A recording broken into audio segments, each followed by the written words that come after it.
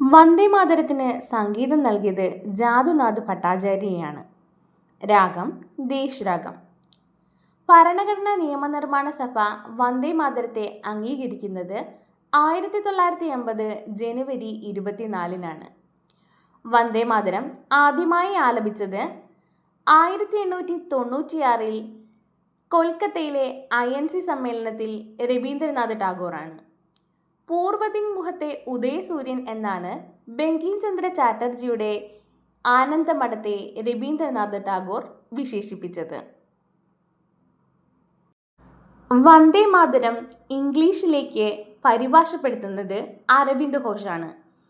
Mother I വോ do the എന്നാണ് തുടങ്ങുന്നത്.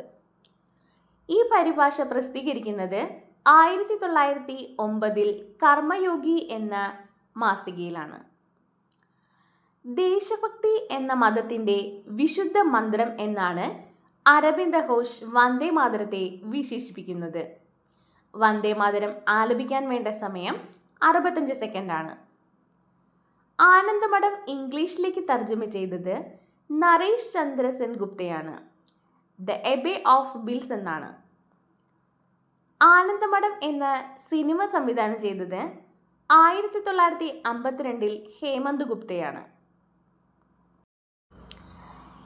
എൻ്റെ എല്ലാ കൃതികളും ഗംഗയിൽ നഷ്ടപ്പെട്ടാലും എനിക്കെതിർപ്പില്ല.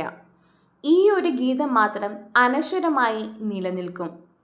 ബങ്കിം ചന്ദ്ര ചാറ്റർജി വന്ദേമാതരത്തെക്കുറിച്ച് പറയുന്ന വാക്കുകളാണിവ.